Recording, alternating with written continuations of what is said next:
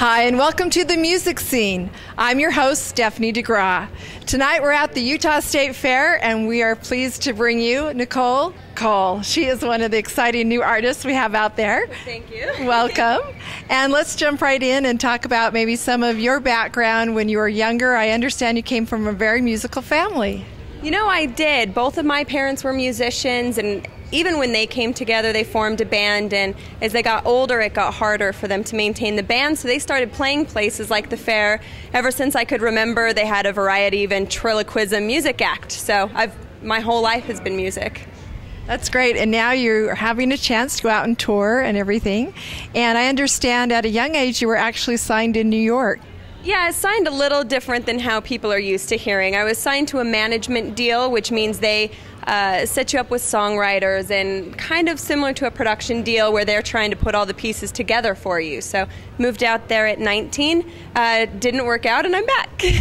Well, we're happy you're here because now you can share your talent with all of the rest of Utah, and I know that there's a lot of people coming out tonight to hear you play, and you play this beautiful guitar here. Is that your little baby? Yes, it's purple. Love it. The only one that comes to every show. Never missed a show yet. Okay.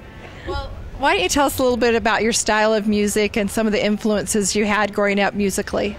Sure. As far as musical style, it's acoustic, so depending on the crowd, they call it different things. It's probably pretty similar to pop, maybe adult contemporary pop.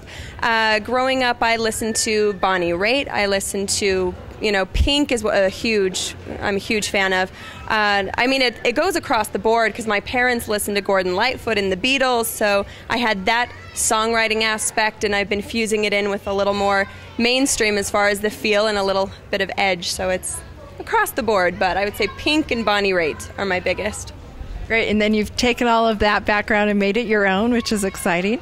And you've got some projects up on the horizon. Maybe you could talk a little bit about those projects. The one I've been focusing on now, I'm doing it with an organization called Pinups for Pups. I'm a big animal advocate, in particular pit bulls, being a pit bull owner and just kind of the misrepresentation of the breed. So the next big event we're actually doing Girls Rock Dogs Rule, where it's all female acoustic showcase and then also raising money for animals at the same time with Pinups for Pups. That sounds really fun and going for a good cause. Where will that be and what's the date on that? The venue's not set, but it will be October 28th, and it'll start about 6:30 p.m. Well, I'm sure people can go to your website and MySpace and check back often, and you'll update us on that, right? Of course, absolutely. Twitter, MySpace, Facebook, you can't even keep track of them all anymore. That's so true, and it is interesting how the social media has really shaped the music industry lately. And what are some of the things that have happened in your life to maybe shape some of your music? As I get older, the experiences become a little bit more public, but if, in a nutshell, most of my songs stem from when I was a drug addict, and just those struggles in trying to find myself, and I've really accepted who I was and who I'm trying to be now, and bringing that music out publicly, where before I was a little too ashamed to talk about it. So that's probably the biggest stemming thing, but a lot of it relates to situations a lot of people go through, so... Well, I think that's really great that you have had a chance to decide to share, so hopefully we can all grow and learn through some of your experiences. And I understand, too, what was really cool, you went and toured Kosovo, which really struck me as unusual. So can you tell us a little bit about that? Yeah, Kosovo is such it's an amazing place anyway, and it was my first time leaving the country. So what it was is the drug problems they have there are really severe, so they were trying to bring education in a fun way, and I was actually the first musician to tour Kosovo since Coolio. So it was amazing just going to the different villages and doing their pop idol show. I was the special guest, and everywhere I went, it was crazy. And then I come back here, and it was hard to come back. I don't know how I didn't pack up and stay there, but it was an amazing experience to bring in my experiences with drugs and helping bring it in a musical way, in a way that they love there. And really showing them, too, that things can work out if you decide to change your life, and no matter what's happened to you in the past, you can grow and move forward. So I think that's a strong message. And I understand, too, you've helped the state of Utah a little bit with some educational programs. Can you tell us about that? Absolutely. I've worked with a few in the past. Back with Jackie Levitt, I did quite a few events with her, and just a lot of it's just bringing the story and helping kids get through it. It's not about what I went through, but how I got through it and moving forward. I also helped with the kickoff for The Power of You with the Huntsmans when that came out, and other than that, the DARE program I did a lot. I did a lot with schools, and a new project which will be Schoolapalooza that hasn't launched yet, but that's coming up to watch for also. Well, there's certainly a lot you've got planned, and we're excited to take a moment and listen to her music. Stick around. You're watching The Music Scene.